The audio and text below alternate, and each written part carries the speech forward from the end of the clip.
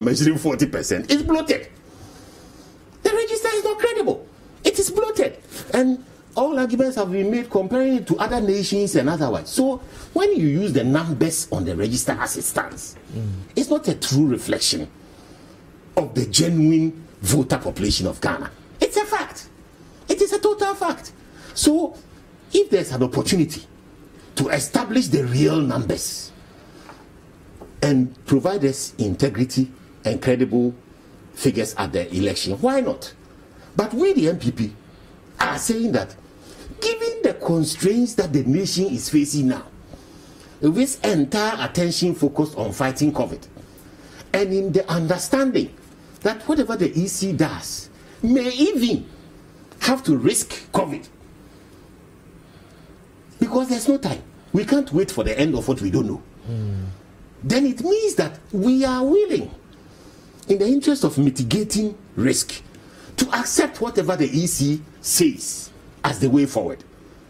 We are not willing to argue types of ID, etc., etc. We are willing to listen to the EC and work within the constraints of what the EC demands or requires in order to meet the constitutional obligation of an election in December 2020, to avert chaos, to preserve the stability of the state, to ensure that the Ghana that you and I know, the Ghana where we now have freedom, media, everything, is safe for our continued enjoyment. Okay. The Ghana that has achieved international acclaim for the way it's managed COVID. The Ghana that was brought back. It's okay. It's okay. I'll be coming back to you because it looks like your numbers on that regional breakdown are in, but you can also contribute to the program via the message line 0549986996 or 0550585832, 0550585832 or 0549986996. Also on Twitter, the hashtag is the big issue on at City973, or you can reach me on my own handle, Godfred Akoto Boafo at East Sportsman, with the same hashtag, also the same on Facebook. When we come back from our break, we'll go to Nipako, go on the line and speak to Franklin and take some messages.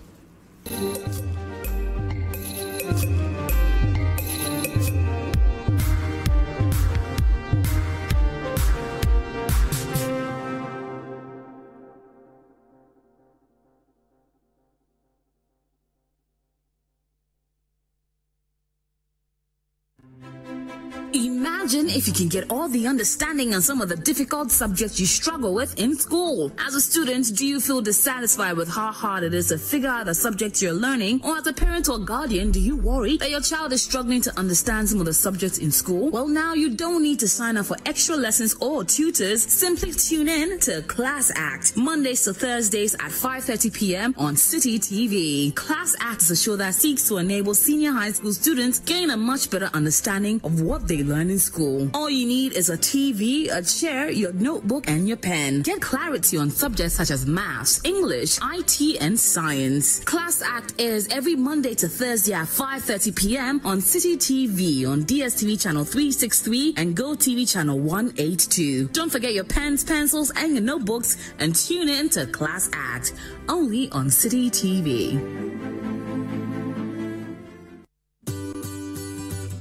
City TV is live on DSTV. Go to channel 363. On GoTV, access City TV on channel 182. On a digital TV, please press the menu button on the remote control and run a new search on your TV. Take note that without an antenna, you cannot access City TV on your television. City TV can be accessed on a free-to-air digital box like the GoTV and StarTimes box. City TV, it's your world.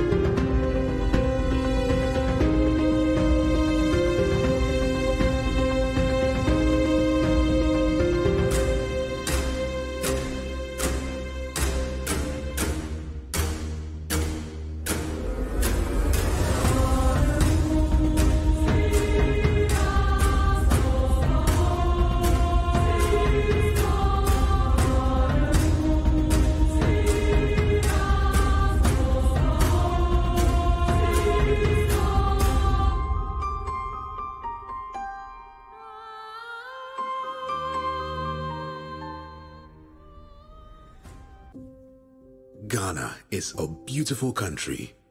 There is so much of it you probably haven't seen, haven't experienced, haven't touched, haven't felt, haven't eaten. When this is all over, let's discover our land again with new eyes. Let's feel each other again. We are one people, brought together by destiny. Let's make that count. Let's show love for each other and our environment. Let's tell our stories, and let's watch and listen to our stories. There will be so much to tell. Ghana is a truly beautiful country. Be Ghana, stay in Ghana, experience Ghana, make Ghana great. And we will invite the world to come and experience Ghana too. But for now, stay home. Brought to you by the National Film Authority. Supports the Stay Home and Discover Ghana Later campaign. This channel supports the campaign. God bless our homeland, Ghana.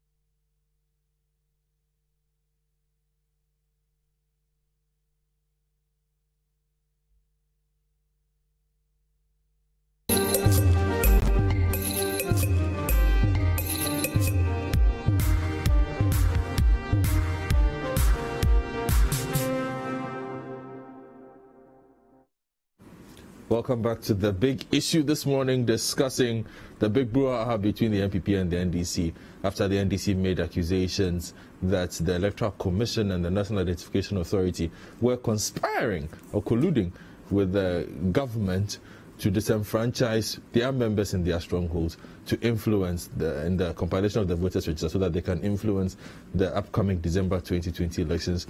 The NIA has responded. The EC has responded. In fact, I think I want to play back the NIA's response before I bring Nipapo, because I asked Nipapo to show me the regional breakdown that the NDC used to make this allegation that the NIA was basically preventing the people in their strongholds from getting their ID cards. When that insert is ready, I will play it from the NIA. But you can keep sending the messages 0549986996, 0550585832 in studio with Anaboya Babias, I'm a member of Parliament for Adenta, and also National Communications Director of the NPP, and legal practitioner Nipapo Samoa Ado representing the NDC. Franklin Kujo is on the line. Franklin, good morning. Good morning. Good to see you. Good to see my good friends Yao Guabin, Yao Pong, and then they are lawyers, isn't it? Yes, because the second half of the show has a lot of legal issues, so we will get to that in a bit. Beyond the law, they make very cogent arguments on social and economic issues as well. So great panel, by the way. Thank you. And I must tell you that Nipapo is doing justice to your book since you are home. He has taken on the book and it's in front of him. You definitely play back. For us to drink coffee, Play back. So Nipapo is the one who has that issue. But Franklin, I'll get to you in a bit. Let me just finish with Nipapo and then I'll get to you on the issues that have been raised regarding this. So Nipapo, you have the numbers now? Yes, I have the numbers now. Okay. So why exactly what proves from those numbers that the NIA is, basically protecting the NPP in the strongholds by issuing the cards there and not giving cards to NDC? See, first, our argument is not just about NDC members. That's the first point. Our argument goes to Ghanaians, qualified Ghanaians who are eligible to register as voters first. Okay. Our party is a national party, so we first talk about the fact that the ordinary Ghanaian 18 years and above of sound mind must be allowed to vote.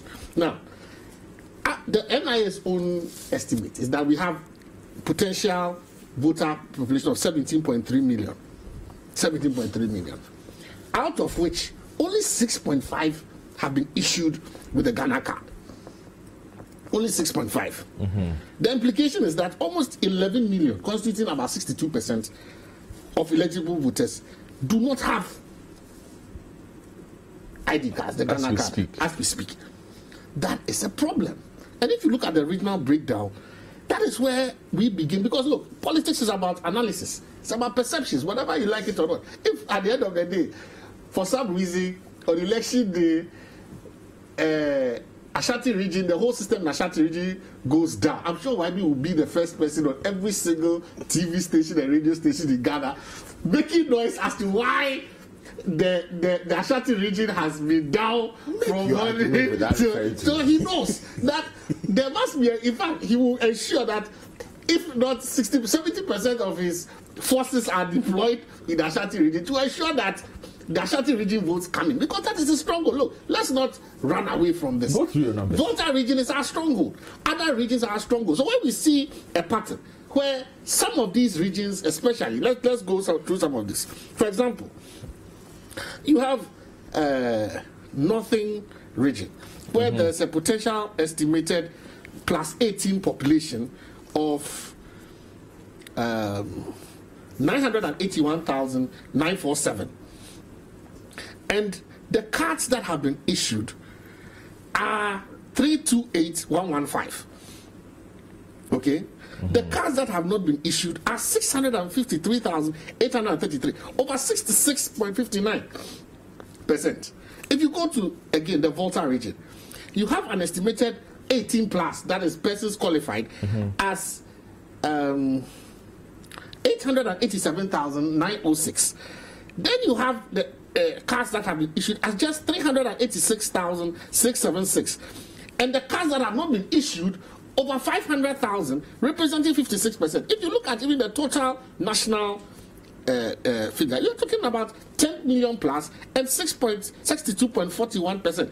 If you go to our opponent's strongholds, for example, Ashanti region, 3 million. Wait, do Greater Accra for me. Let me do Greater Accra. Greater Accra, you have 2.642 million,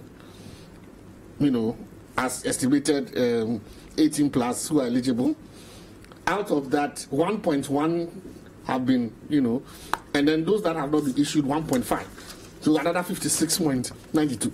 You are talking about in every region more than half. But if you come to, for example, so why the reason why I brought in Greater Accra is because Greater Accra is not an easily predicted when it comes to elections, but the averages still reflect the averages of the Northern region and the Volta region. See, the averages might reflect, but you see, the number of people who have the cards. You see, the thing is this: if in your stronghold, the number of people who have the cards, if let's say 800, only 300,000 have the card, and then in your opponent's stronghold, where, for example, Ashanti region, you have 3.2 million. Has been estimated 18 plus, and then what has been issued is 1.6. 3.2 million. Yes. 18 plus. Yes. In the Ashanti region. Yes. Are these numbers accurate? Yes. These are honest. And they, remember, NIA didn't challenge the figures.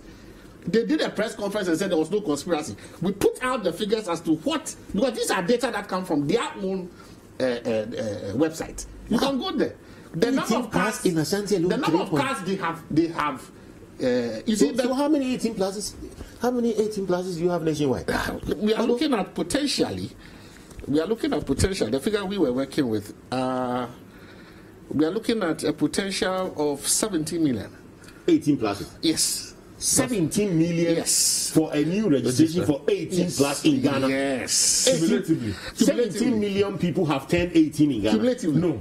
No. He's just talking about basically the entire registration pool when it's done. He's saying but he's giving a figure for 18 pluses. No. Your breakdown is on 18 pluses. Those who are supposed to go for the limited registration. Not limited. He's talking about the 18 cards that have been made. The cards that have been made, and the NIA cards from 18 up.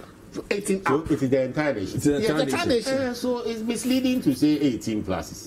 There's a limited number of 18 pluses. I'm talking about those who qualify.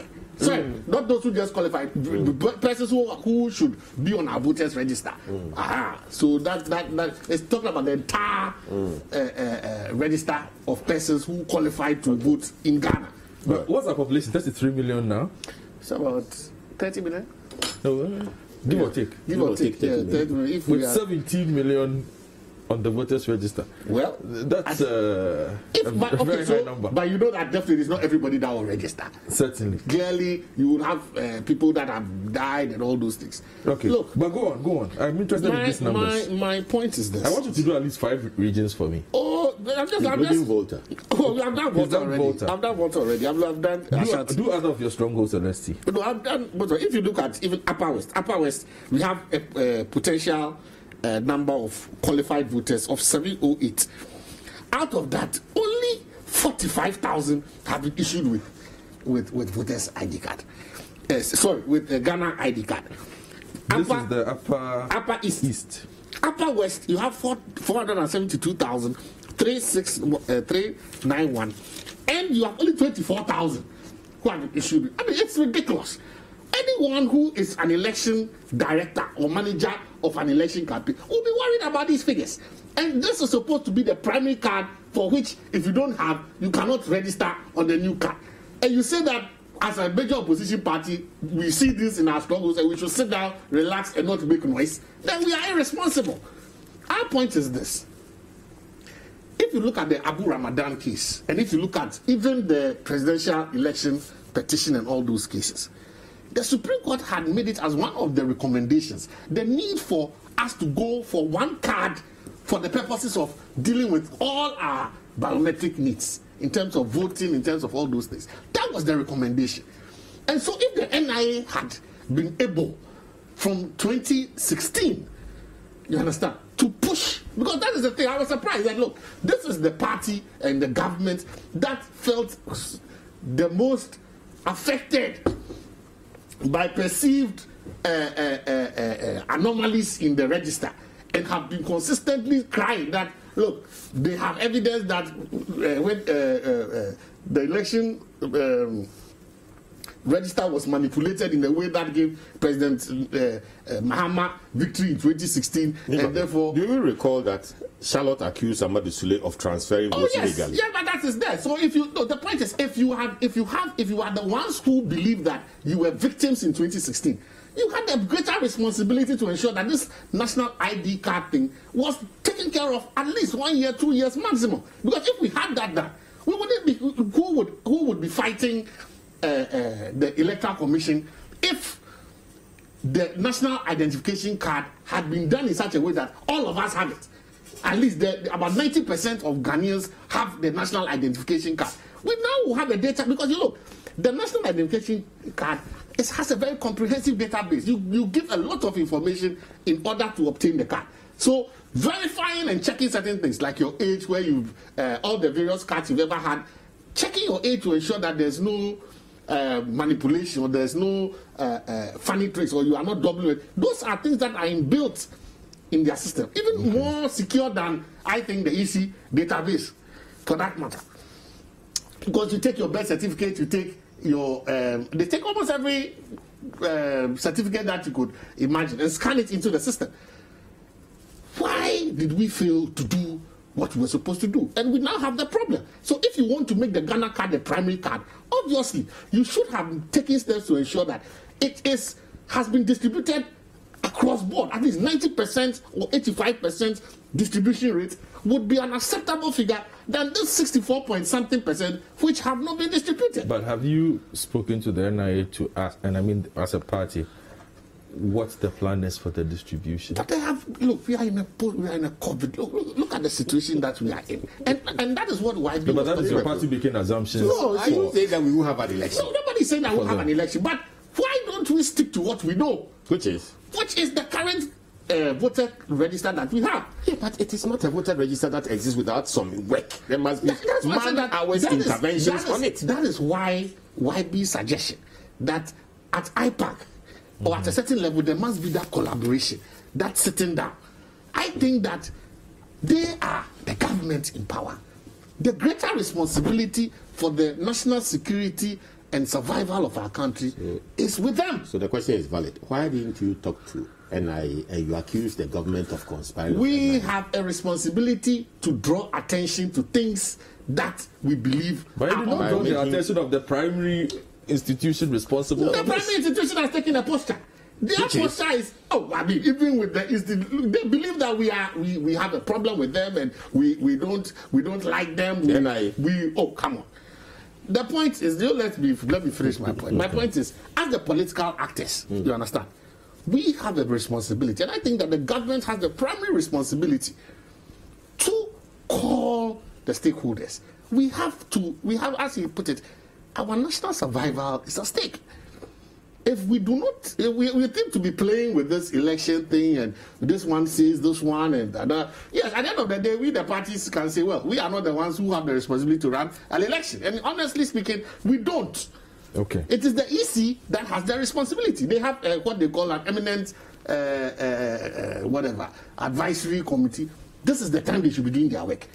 I believe that there's still room for a lot of consensus building. We have elderly statespersons in. We have the National House of Chiefs. We have our esteemed Otumfuo. We have the past presidents.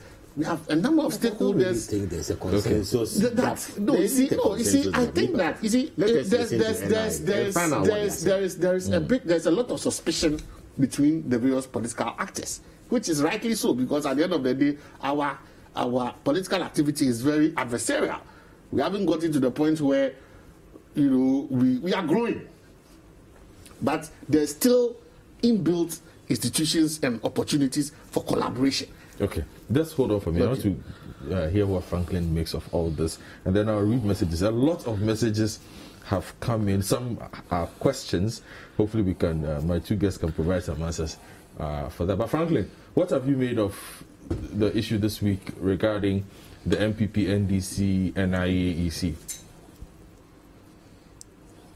Well, here we are again. The posturing by the various political parties are typically expected during election times. But I think in this instance, we are seeing some levels of belligerence on the part of the EC. Unfortunately, I have to say that.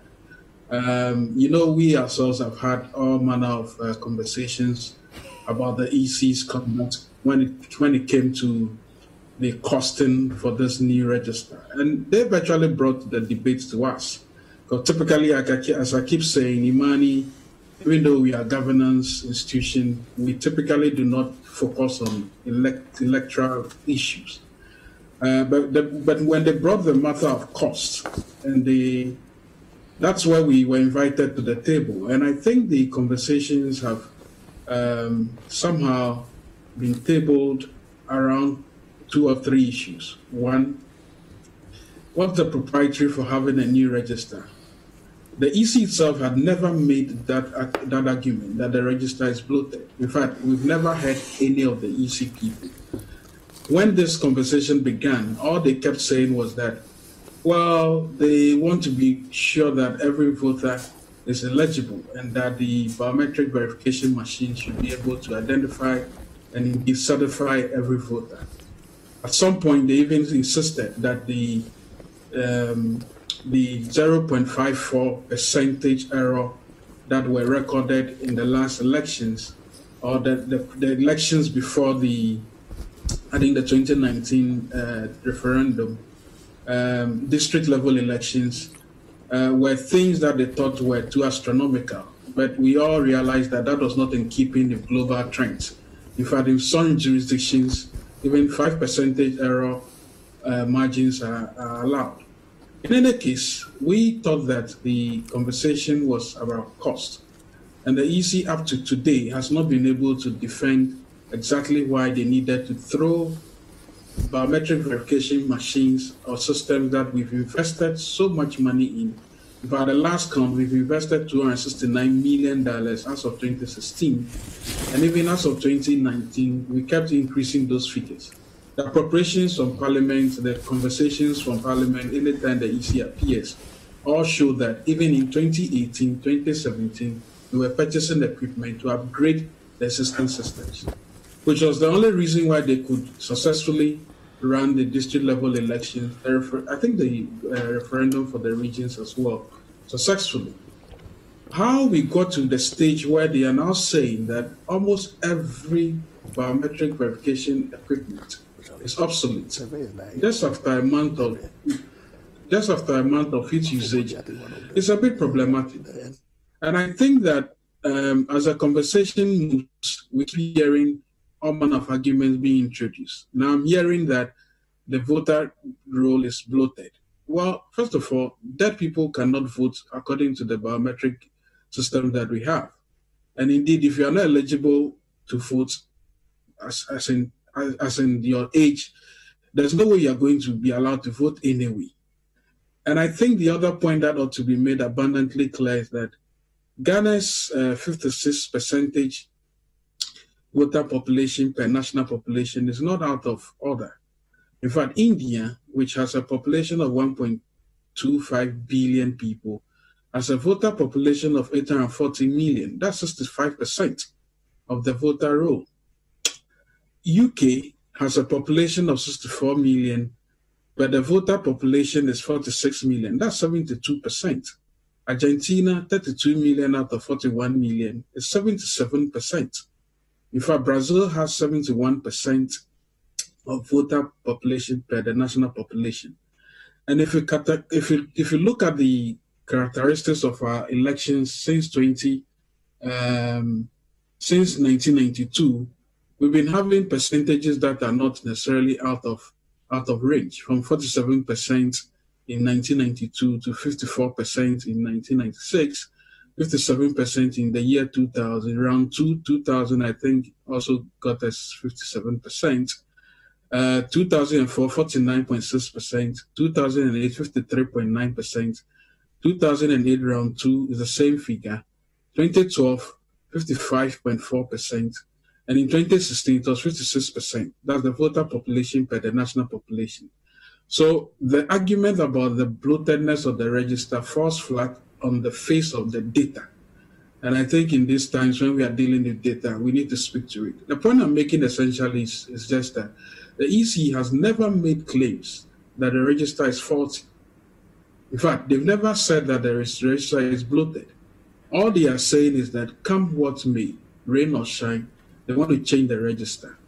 Because in one of the leading arguments made by the deputy commissioner, I think the professor from Legon, I've forgotten his name, he suggested that Dr. Bosman Asari, and he was interviewed on Bernard's show, A Point of View, and he kept saying that the 0.54% error margin was too much to take.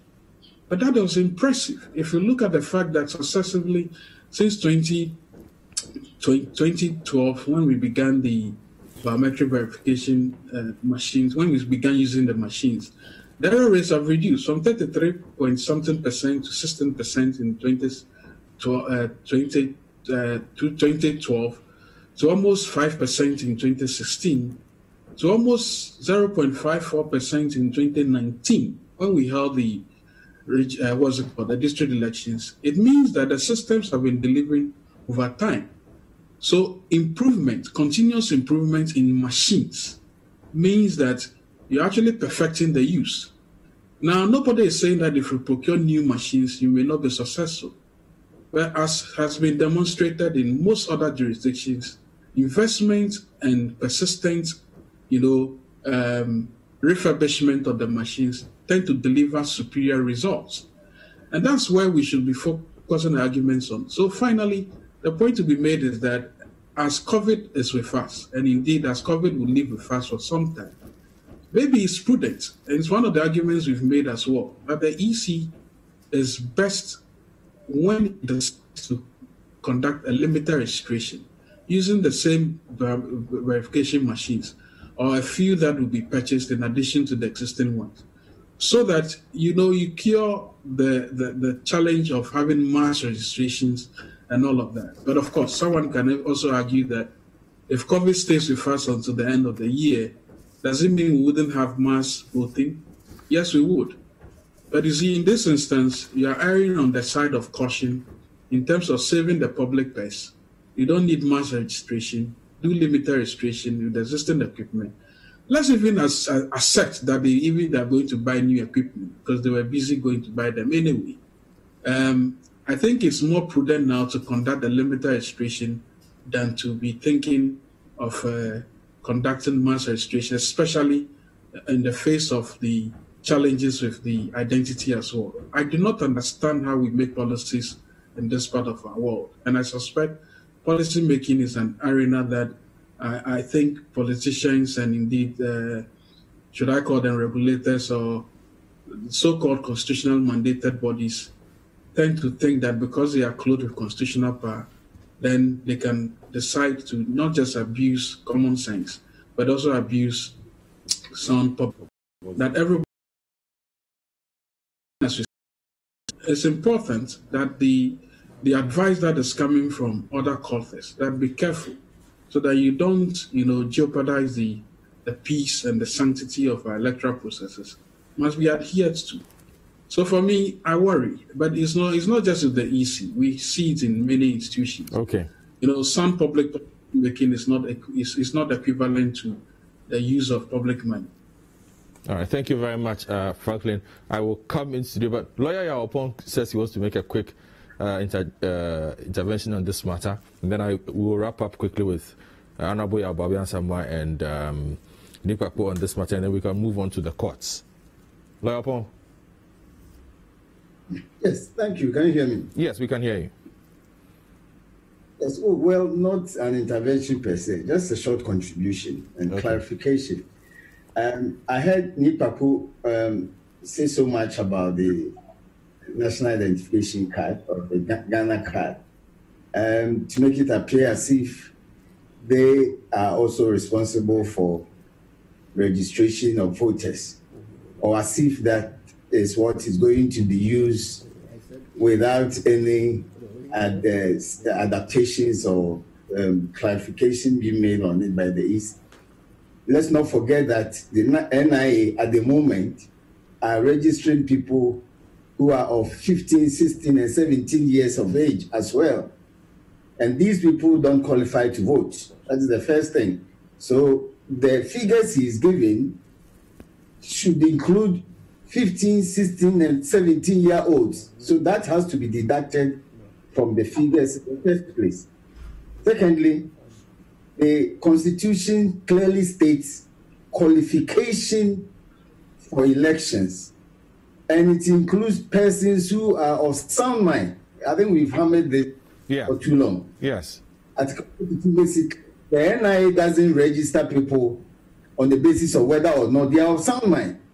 So we need to deduct that one as well. So I think too much reliance on the NIA card may also lead to some problems, which will include the fact that these people who are also disqualified to be registered will be assumed to be part of those that should go onto the Electoral Commission's register. And then finally, we also have to remember that the Electoral Commission's register is not for elections only.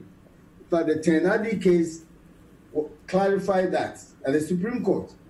If you are not a registered voter, you can't even be a member of parliament. You can't be a minister of state under Article 78(1). You cannot be president or vice president, Article 44(1)(c) and 62. You cannot be a member of the Public Services Commission, Article 194. You cannot be a member of the National Commission for Civic Education, Article 232, Clause 3. And so let us not see the register just as something that is a database for elections only. And it goes to the EC as well. The culture that as if only in election years should we talk about registration of voters should change. At any point in time that people are 18, their doors should be open for people to register, and we will avert all these tensions that are normal, at least in our lifetime, during election years. And this is the bit that I thought I must add. All right, then, thank you very much, Lawyer Opong. You've brought in some interesting new angles. Lawyer Bobby Asamoah, let's hear your final round on this matter. It would be unfortunate if your viewers are not seized with the response from the NIA. because the question of yes, withheld cards, I'm working on that. The question seriously. of withheld cards has been addressed Yes. very effectively by them. Then the ID is not just the Ghana card; it's also a passport and then registered persons vouching for 10 others in a multiplier. So nobody will be left out. Let us be very clear on that. Unfortunately, Franklin, common sense perhaps is not so common to those who think they have the common sense. In COVID, my view is that what works for one should work for everybody else. So if you can't answer how we are going to vote en masse in December, then we should be able to register en masse now. If the protective systems are there for one, they should work for others. So I don't think that you can say that in a limited registration you are comfortable with the protective measures, but there's mass risk, and that will defeat the protective measures. Because in COVID, a capacity as low as a taxi has issues. A capacity as low as a bus has issues. Your own home has issues. So it is not just about the size, it is also about efficacy going forward. So if protective measures will work for one, those measures should work for several others. Having said that, in conclusion, I want to make it very clear that the New Patriotic Party has moved beyond the old new register argument, has moved beyond whether it's for cost or equipment or otherwise. Now, we believe that we have done sufficient work in order to convince the Ghanaian voter. Okay. And that we also accept the constitutional right of the Electoral Commission to determine how an election will take place. And therefore, we are going to support any decision by the Electoral Commission in order to enable it to carry out its mandate to preserve the state. Today I brought CI 75, which was the 2012 one. The 24. Other CIs have been issued. Now we are up to 94. Then there's one in Parliament now. The rules here are not constitutional. They are derived from constitutional powers. So those rules can be changed. It's been changed all the time. So they can now be changed to take account of the time that we have and create innovative ways in which the register can be delivered. But one of the arguments the NDC is making now is that there is no time to go through the processes of and deliver the register to the parties in time. So what do we do? Well, there's also no register that is sitting there ready to be used. Whatever way forward requires man-intensive work. Whatever way forward requires interaction and engagement. It requires training. It requires bringing people together. It requires repairing machines. It requires replacing machines. Something that is man-intensive interacting. And so the only decider, the only denominator is the protective measures that EC can propose to us for we, the political parties, to accept, so that the people of Ghana will have the right to protect the state. That is what is at core. Those who think the election is not about them, it's about your way of life. If you think the election is not about you, it's an NPP NDC matter. It is the life that you have grown up to see. It is what you are enjoying now. It is the job your parents have.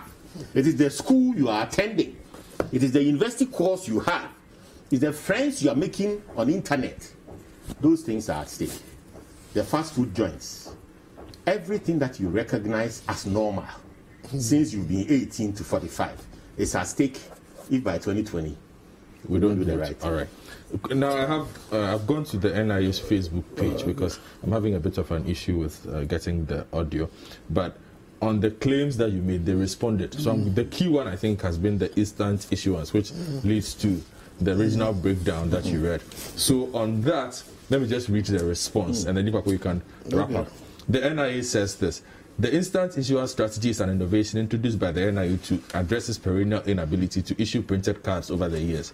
The strategy for issuing Ghana cards to Ghanaians is operationally premised on 3 modes of issuance. These are: 1, instant printing and issuance in situations where network connectivity at any registration center is optimal to allow the instant printing of the cards, and when applications don't need to go through adjudication processes for identification confirmation before the cards are printed. 2, deferred printing and issuance of cards where registration centers have poor network connectivity. And 3, centralized printing of cards for applicants aged between 0 and 14 years. Network connectivity permitting, instant printing is the preferred mode of card printing, followed by the second option of deferred printing. Over 70% of all cards printed nationwide were issued instantly, with the Volta region having the best experience. The instant printing and issuance of Ghana cards has therefore not failed. To reduce the difficulty of issuing cards to applicants where the instant issuance option is impracticable, NIA collects the telephone numbers and email addresses of applicants as well as the contact details of their next of kin, so that applicants can be easily notified as to when and where to pick up their printed Ghana cards. This option was not available between 2008 and 2016, as NIA did not have the contact details of applicants by which to notify them. As a result, between 2008 and 2016, NIA issued only 900,000 Ghana cards.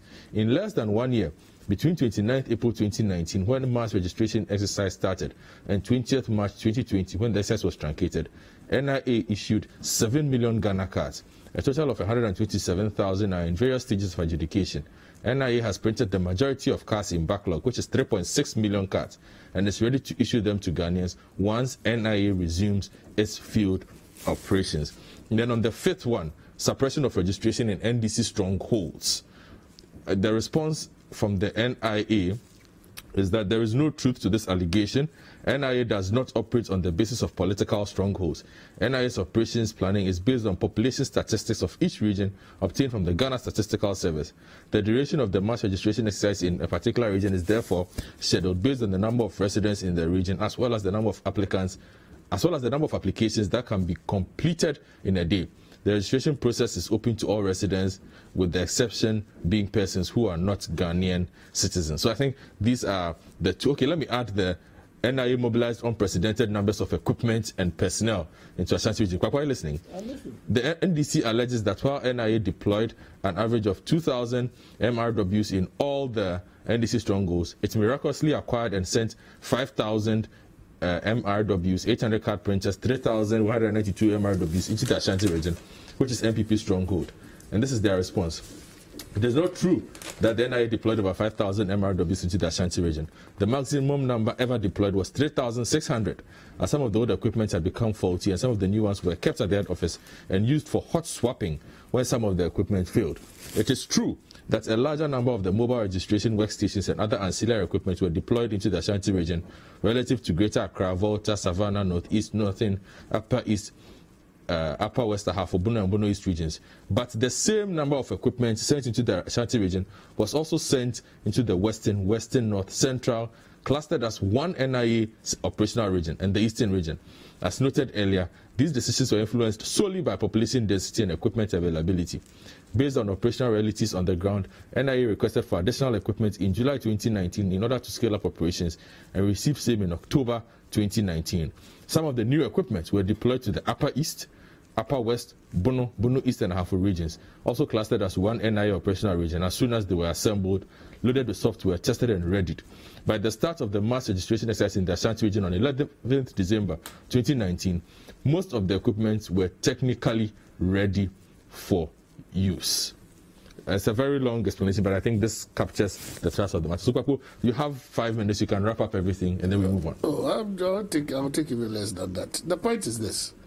We are still to be splitting hairs over, I think, very unnecessary issues. The point is this.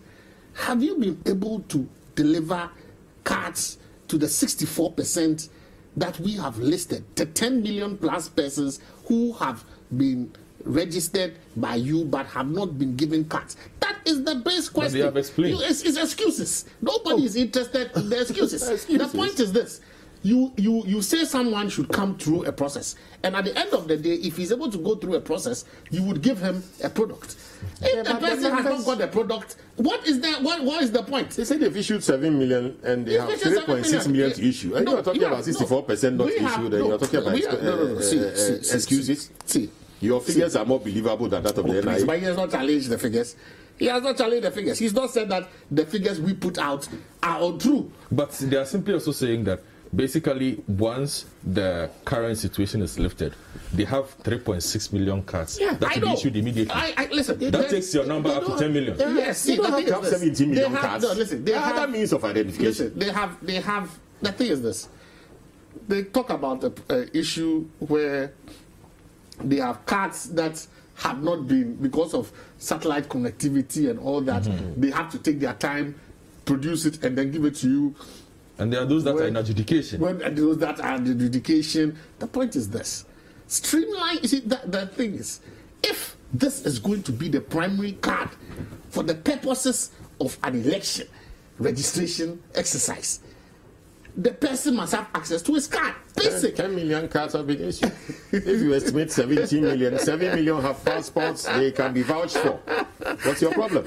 You've issued 7 million passports in Ghana. No. 7 million, you've issued 7 some million have passports in Ghana. Others will be vouched for. That's what I'm saying. There are three means. I've said there are three means. Some have passports, some will be vouched for. So what's your problem? It is a deliberate attempt, I repeat, it's a deliberate attempt to disenfranchise a number of people by virtue of the fact that it actually, you yourself keep asking the question. You are supposed to ask the question because it baffles your mind. These are the cards. Oh, well, don't worry. Maybe I your voice. That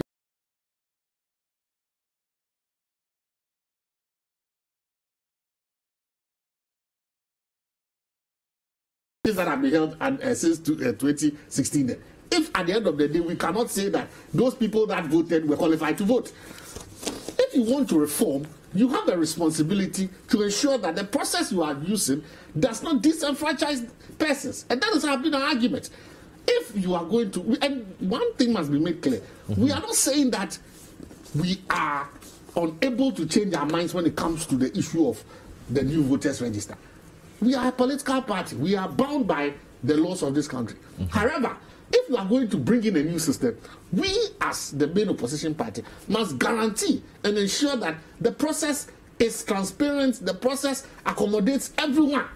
And so if you want the new voters register, we are insisting that make it so that every potential voter can be registered. And you cannot bring an administrative system that seeks to disenfranchise the majority of persons on the electoral roll. That is our point. Okay, point well made. Let me take some messages and then we can move on quickly. This is Area from Amfuega. My questions are: one, is it not the EC and its people who say they are not going to use the Ghana card for election? When will the NIA finish the registration, mop up, do corrections to the cards which have problems, and issue the cards before EC goes ahead to compile a new register? All Ghanaians are saying is nobody should be disenfranchised. They are trying to register more people in Ashanti and Eastern is tantamount to rigging. That is Kweku from La Paz. Kwame from Speeches says everyone knows that for many years we in Ghana have used the voters' ID as our means of identification, and this has gone on. Why are we in a rush to issue the Ghana card in less than a year? It will not take even 2 years. It will not take even 2 years to have about 30 million people in Ghana with national ID cards. What the EC is seeking to do will disenfranchise most eligible Ghanaian voters. This must be addressed quickly. And Marvin in Kwesi team says, "Hi Godfred, it's almost 7 months to the 2020 elections and still Ghanaians are yet to hear any major campaign policy from John Mahama and his NDC party. But they find it needful to organize a press conference to threaten the nation on the way the Electoral Commission is acting unlawfully. We must remind former President Mahama and his party what they said about the work of the EC when they were in power." Also, good morning, Mr. Akoto. I'm shocked you allowed Mr. Samuel to change the context of the discussion to suit himself. Everyone is worried about how the EC keeps changing their statements and plans about our elections. If you are not worried, then please start getting worried, because the last part of your message not too clear. I don't understand the EC when it decides that the current voter's ID can't be accepted as identification for the new register. The birth certificate, which is the primary document to get the passport and the national ID, I find it very difficult to swallow the stance of the EC. So keep the messages coming on the number 0549986996, 0550585832. You are listening and watching The Big Issue in studio.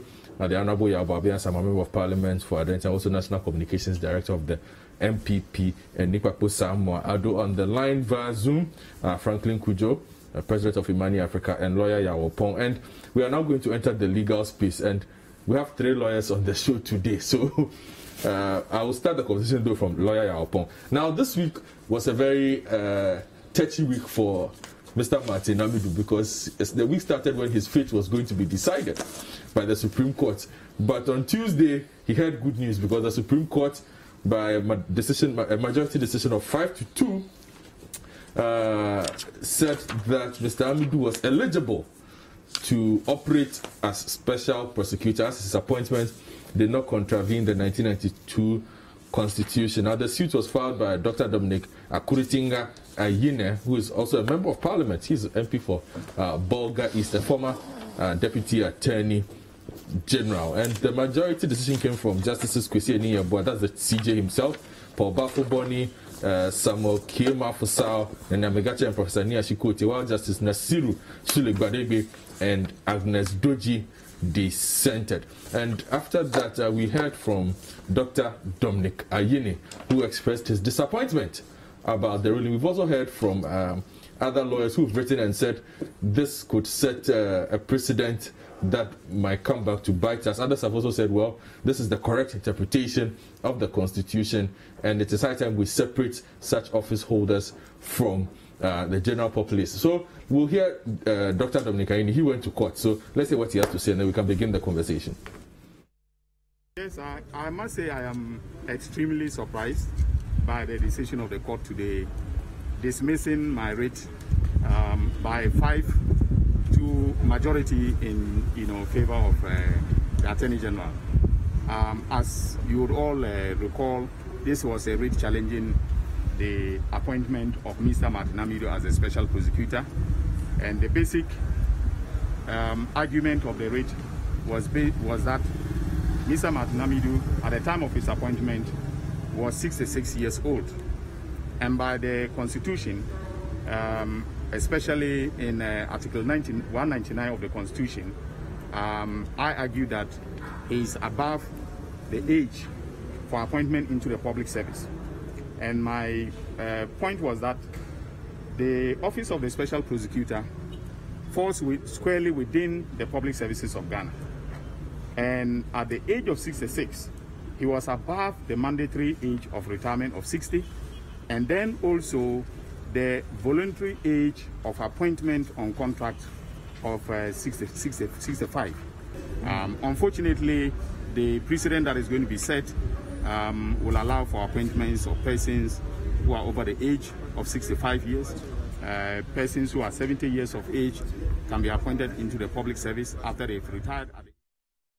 So you heard Dr. Dominic Ayine expressing his disappointment.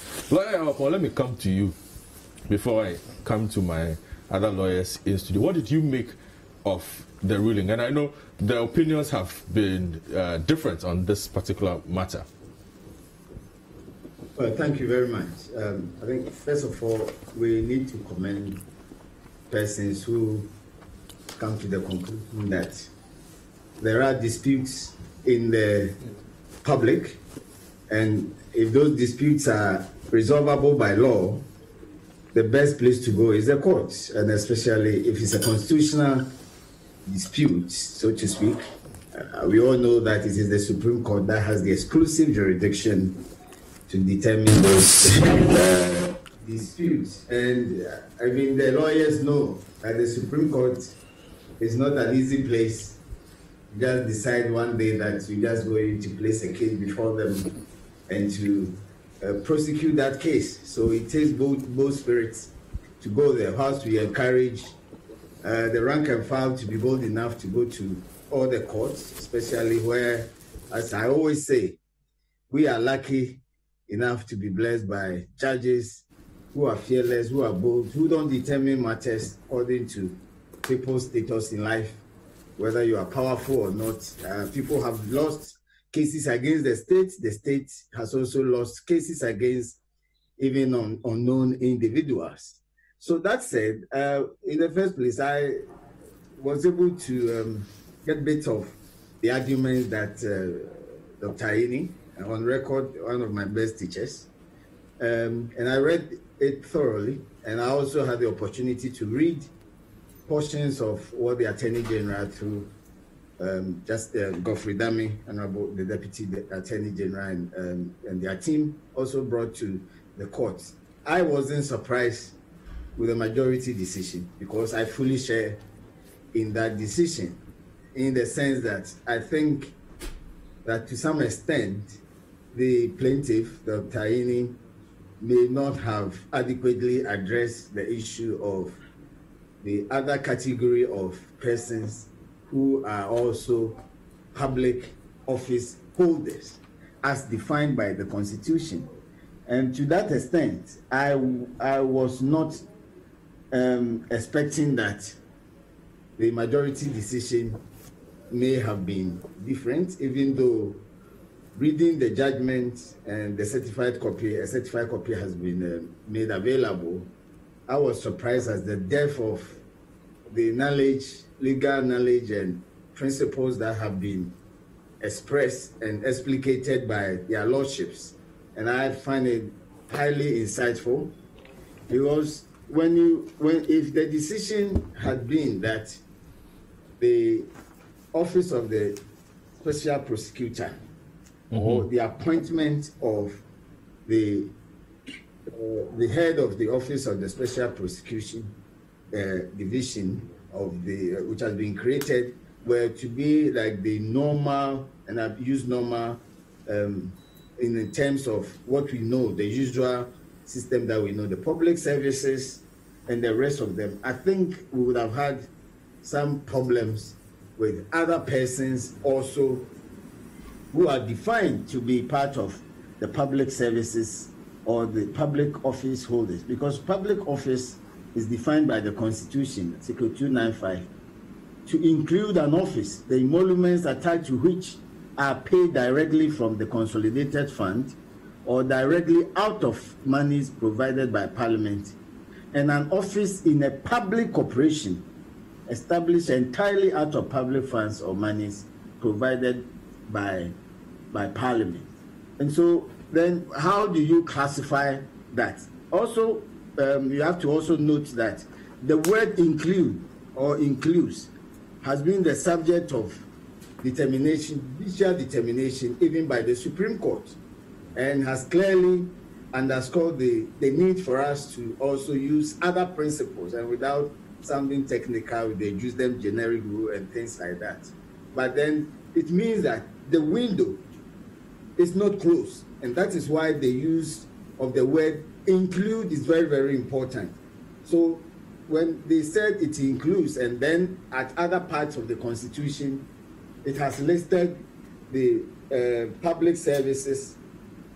For example, we have the civil service, judicial service, all those state institutions with service attached to them have been listed as being part of the Article 1901 public office holders. And then we also have other public office holders who don't fall under Article 190. And earlier on, the Supreme Court had also clarified the matter in the famous Vuivo case. And so when you read it together, I think you come to the conclusion that this matter had already been determined, even by the Supreme Court, and the court had not departed from it.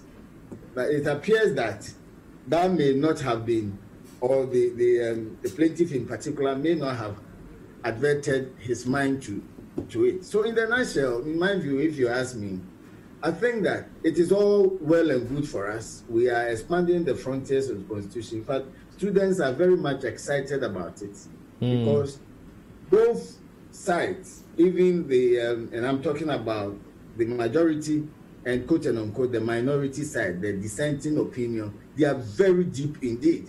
And whichever way you take it, well, by tradition, it is the justices of the higher number whose decision prevails, and not the minority. But if the two are read together, you will learn a lot from it in terms of even the art of interpretation and delivery and also amalgamation of legal principles that have been woven beautifully together to bring out this, if you ask me, this excellent judgment, even for the dissenting opinion.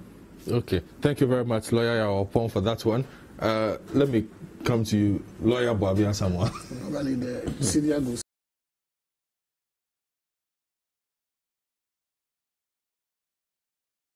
So, your thoughts then on the matter? Oh, basically, I think that as Yaopon said, it's exciting.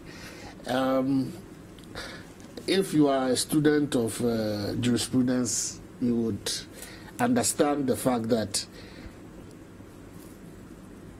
the Supreme Court and the judges that make up the Supreme Court have philosophical, and jurisprudential ways of going about resolving issues. And so, depending on the school that normally a particular judge orients from, you kind of see it translated in the kind of decisions that they make.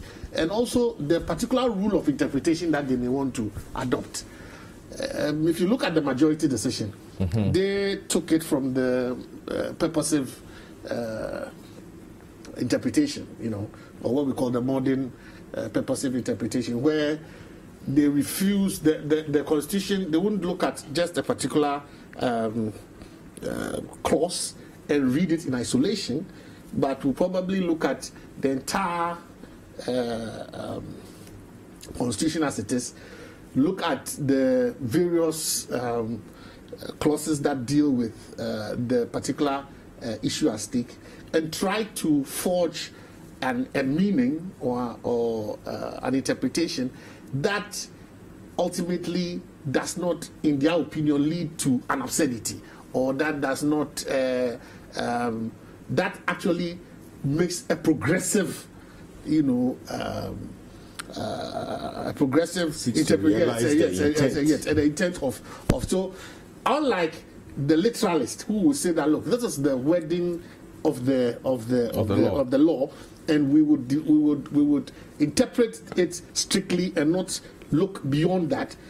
You have a situation where, in order for, and it's emanates from, if you read the decision, they talk about Tufo and Attorney General, the fact that the Constitution is a living document. It's a document on its own. It's a different kind of document. You don't interpret it like you're interpreting statutes or other subsidiary legislation. You need to make sure that the intentment of the framers is given into effect. You marry that against what the current aspirations of the people are. Where are they trying? So on that score, the Supreme Court does not just look at the words as they are, but then tries to give intent. So they actually would take into account what the purpose for that particular piece of legislation is.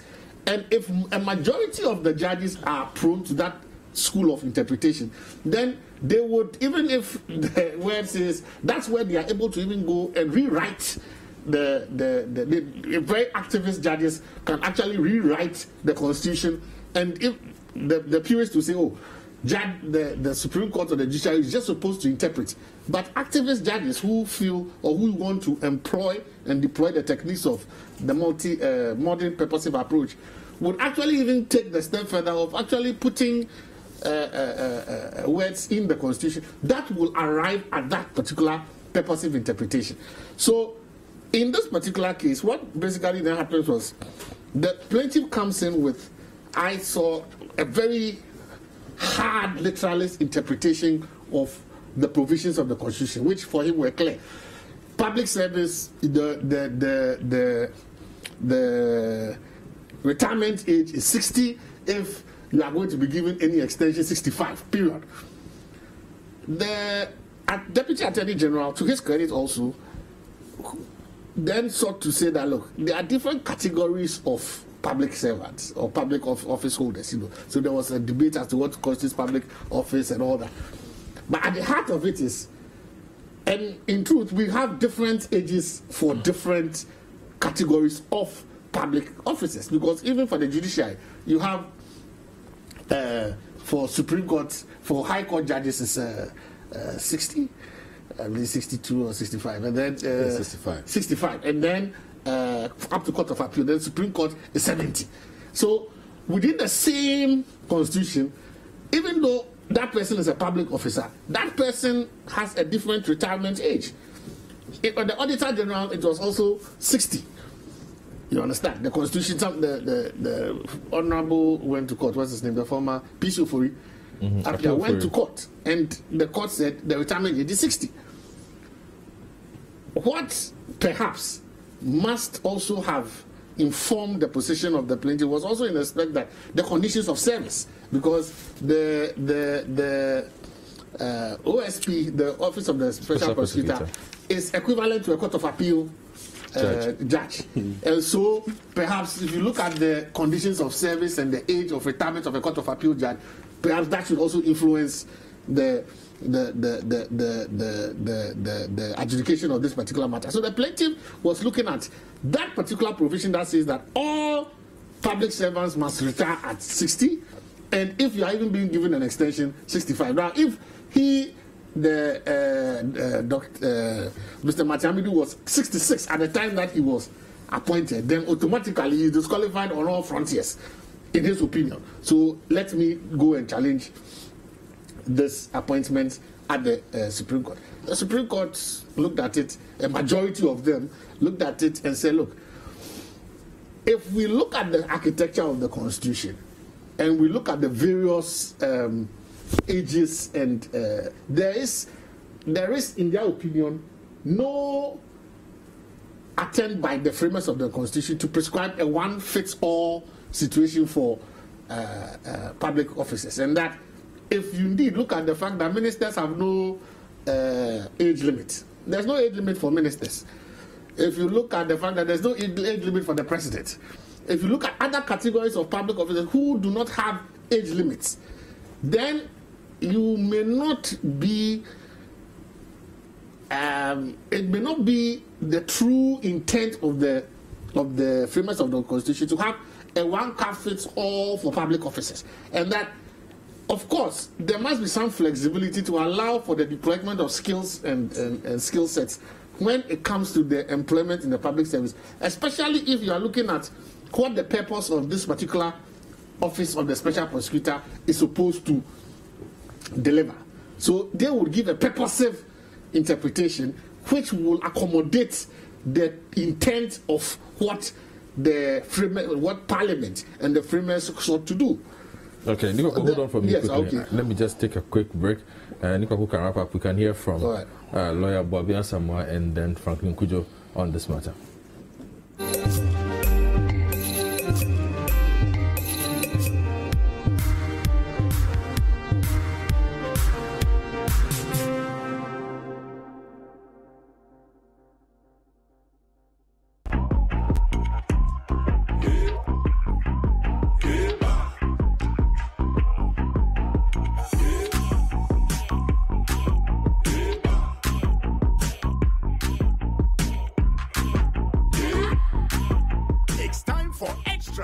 Data, extra minutes, and extra unlimited calls. Not just that, even our extra data doesn't expire. If it up, simply dial *111# to bundle now. Airtel Tigo. Life is simple. Agriculture is the backbone of Ghana. For the prosperity of the Ghanaian economy, it is imperative for the youth to develop interest in agriculture. The Living Fields Agri Challenge provides the opportunity to train and develop the next top agribusiness entrepreneurs. For this maiden edition, we have 12 contestants, 4 production groups. Economic viable and market-oriented vegetables will be cultivated. At least 4 agribusiness startups. Over 300,000 Ghana cedis worth of amazing prizes to be won at the end of the Agri Challenge. Living Fields Agri Challenge is proudly sponsored by Media Partners, powered by PB Studios. Living Fields Agri Challenge, every Thursday at 7:30 p.m. only on City TV.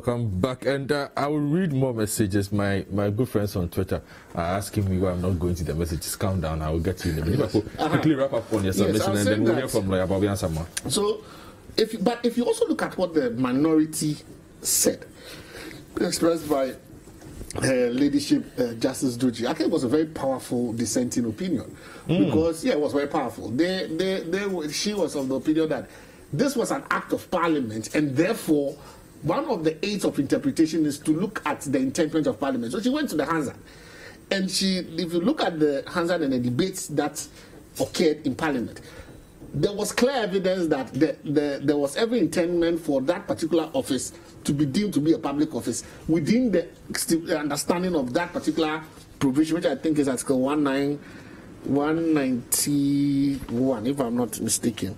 Yes. So she was of the opinion that if we are to give true meaning to an act of parliament, then we must look at what the framers or what parliament intended. And if parliament intended it to be a public office, then he's bound. And so she and Justice Badebe were prepared to grant the reliefs as sought by the plaintiff. I think that the thing about the Supreme Court is that even though its decisions are precedent, it is not bound by its own decision. And we've had situations where years after the court has come back, same issue, and has changed its mind. So this is the first step. Especially with the kind of dissenting opinion that was given, maybe we may come back to this situation, not necessarily with the Office of the Special Prosecutor, but a different one, because as it is, we will continue to create offices and public offices as special vehicles for specific things. Okay. Maybe another challenge will come in the future, and we may visit this particular issue. But all in all, I think from an academic point of view, from a legal point of view. Nipapo's concluding remarks almost took my thoughts for himself. First of all, every party in the process needs to be commended. Yeah. And secondly, we have to appreciate that the Supreme Court makes law in interpreting the Constitution. And so once it comes into being, it is the rules. But clearly, as he landed, we may have to clarify this ruling going forward. Because clearly, I believe it depends on specialist public offices. Specialist public offices requiring special skills. And I think the court was at pains to ensure that no president, doesn't have to be this president, but no president is constrained from creating offices and filling them with the required skills in order to deliver a specific purpose for us. And the OSP in particular is that kind of office. For once, I will go into a bit of controversy. Okay. I think the problem started from Parliament. And that is where the dissenting opinion focuses. Okay. And people raised it, that both the majority and the minority were being purposive in a sense. While the majority were purposive in stabilizing the intent of the appointing authority, the minority were also purposive in insisting that the intent of Parliament, even if it's mixed up in the final law, must be given effect to.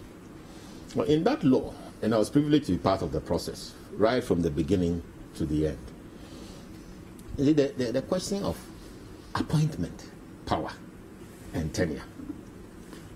Appointment power and tenure. So the president appoints under Article 70, and then tenure is given. But the appointment power under Article 70, does it automatically bring every institution established by the president under 190 and the subsequent public offices described there? And if a law in its body gives tenure outside the confines of the public office tenure, implied tenure provisions, what then do you do? Does it imply that it takes it out of that public office, or you consider the tenure provisions are no good as against the strict public service requirements we are talking about age. So suppose you appoint somebody to a public office with tenure, but the tenure goes against the age requirements. Are you debarred from doing that? Are you constrained from doing as a president with your appointing power? I think they were right in saying that the president must be given flexibility. But the controversy I'm looking at is in the rigor with which Parliament established that office and the law. I think the key difficulty is in having established a specialist office and imported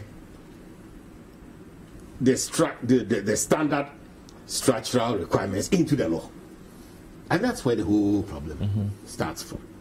That if we are going to continue establishing offices, and in particular specialist offices, then Parliament must go the extra mile to establish clear authorizations over the appointment procedures, the governing structures, and tenure. Because we are allowed to do that. So that it doesn't come out of a situation where you establish a specialist office and then impliedly, based on one or two provisions which refer to the standard states of public office within the Constitution. And this is the bifurcation that the OSP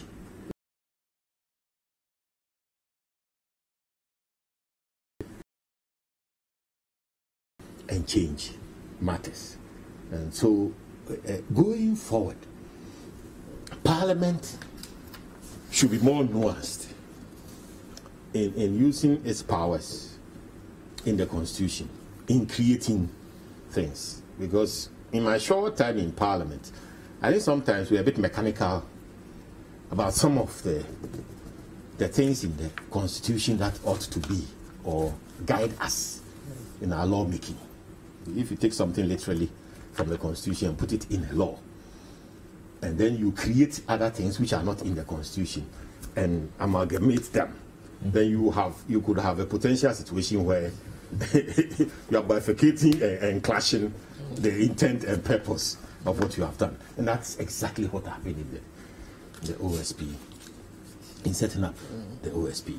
So this decision is welcome, but it must be seen in the context of specialist office and not interpreted to mean that the entire public service retirement rules, age rules have been thrown out of the window.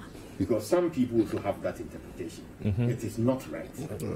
It's a one-off to do with this particular office, but it can advise us. That's why I say probably, and I agree with Papo, in the near future, it must be clarified so that we realize that, yes, these are the standards of public office. And indeed, ministers and other people are not appointed by age. They are public officers. They are paid from the consolidated fund. So are they disqualified? They are not. So those other grades of public offices and the kinds of appointment and tenure associated with them perhaps needs clarification going forward. All right. Yes. Thank you very much for that one. I will add one topic and then go to Franklin. Franklin, this week also we've seen 3 former board members of the National Communications Authority given prison sentences.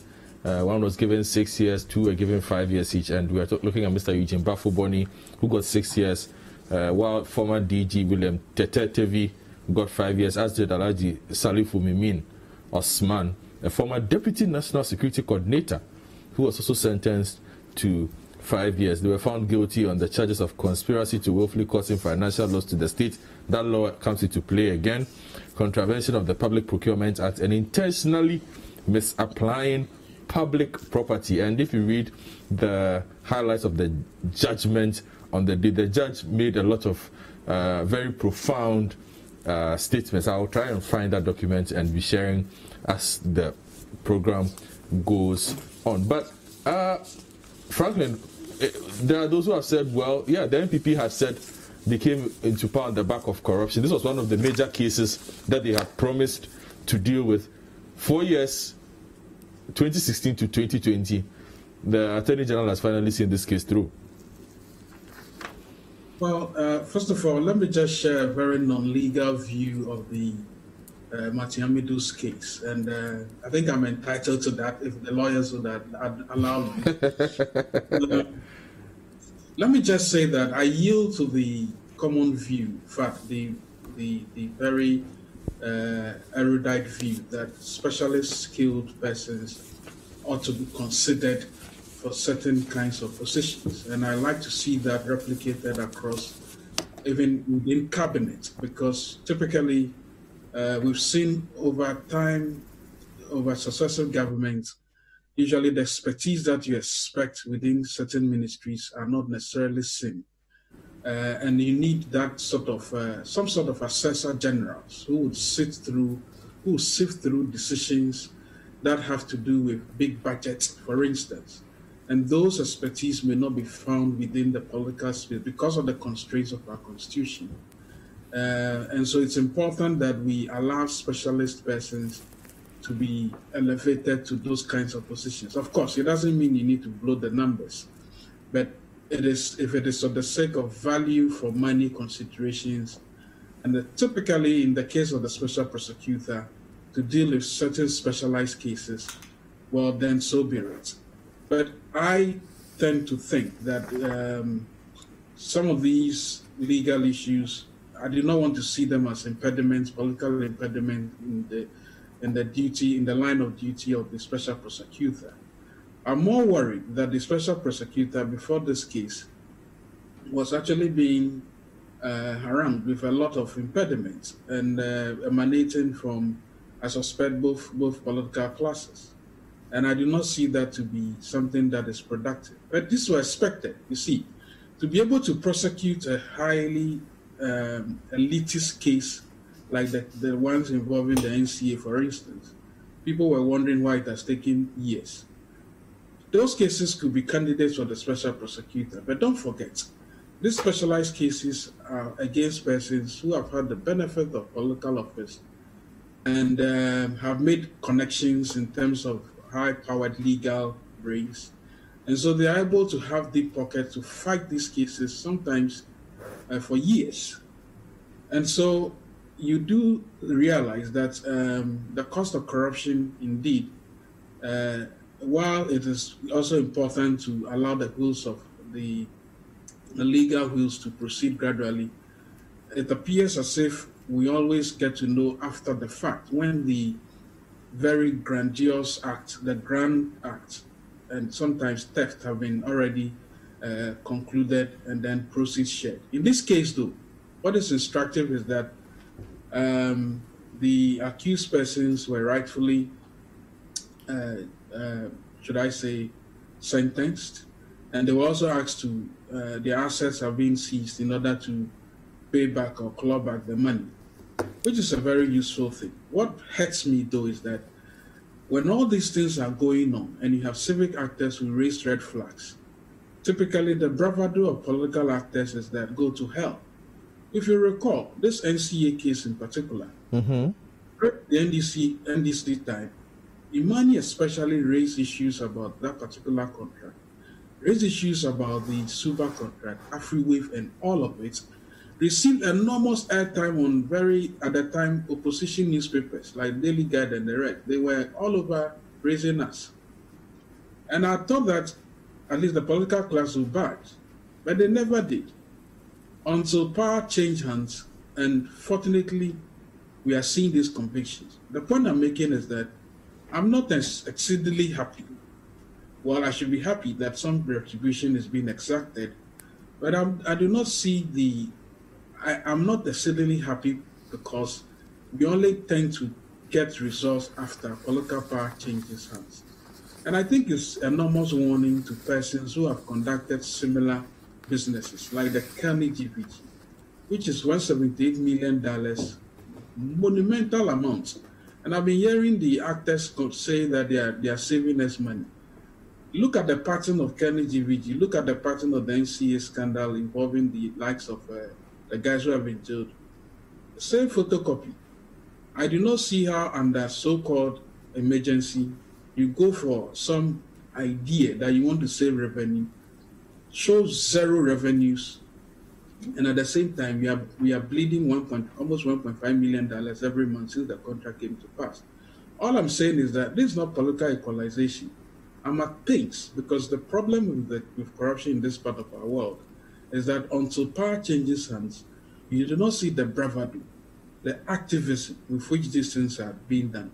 So if it had not been the political promise that will jail those who necessarily dealt with our monies in very odious manner, then what? We are all waiting and we are all harassing the president. Instead, you jail us. Where is the evidence? Jail us and let's see. Now the jailing has begun. And I'm happy that I've not heard any opposition members suggest that it's witch hunt. Otherwise, we'll remind them of the very activism that led to this particular case. So maybe we should be grateful for small mercies, that unless power changes hands, we will not see the challenges of this, the determination of these cases. So I don't know, but I think that that case must have received official blessings from the highest levels of power. Otherwise, nobody could have explained the bravado with which they decided to go ahead with something as arcane and as very revenue, bleeding as this. Well, $4 million may not be substantial money, but at least it could have helped him, in our COVID response, right? I'm always trying to tell you that there are monumental crimes that are piling us way. I won't call them crimes because they need to be determined, but there are mimicking behaviors that we are seeing as well, especially in the so-called specialist services. Technology being used as a ruse in order to procure amazingly, fantastically corrupt procurement deals. And I think it's wrong. But what do I know? Maybe if power changes hands, we'll see some of these cases a lot more. By the way, I suspect there are other cases being lined up that the NDC is going to face. And I think everybody who comes into public office and then appropriates money unfairly must be made to answer. It happens to us in private act as well. When we deal with donors and they are not happy with certain decisions, of course, they take back their money. They say, well, we didn't think you should use our money this way. And they take it back. It's the same thing that should apply. So sunshine may be the best disinfectant, but at least when you come into public office, please be careful and be listening to some of the voices. They may not all be the ones that will be praising you, but at least they'll be saying, be careful. All right. Because this will land you in jail. All right, thank you very much, Franklin. Let me go to Lawyer Apong quickly on this matter. And Lawyer, I want you to also take into consideration some of the comments the judge passed in delivering the verdict, where he spoke about the trust that the public have placed in public officials, even though the persons had shown the willingness to pay back the money. He said, well, you must go to jail because we must prove to ordinary people that justice does not know class or status. And is that a normal kind of statement you hear from judges all the time? For me as a layman, it was interesting reading some of the comments the judge passed before he sentenced these persons. Well, thank you very much. Just a quick clarification. I think Nipapo referred to the retirement age of Court of Appeal judges. I think I have cross-checked. I think it's also 70. Okay, 70. That's okay. I lost that. I thought it was 65. No, that's fine. That's okay. Yes, I have also fully read the judgment. First of all, let me also again put on record that for me, I think the most difficult part of legal practice, even for lawyers, for judges, and persons who are the subject of prosecution, either in civil or criminal case, is to be faced with judgment. And Papo and everybody who has been in the system will know that it is not an easy thing to do, especially in criminal cases.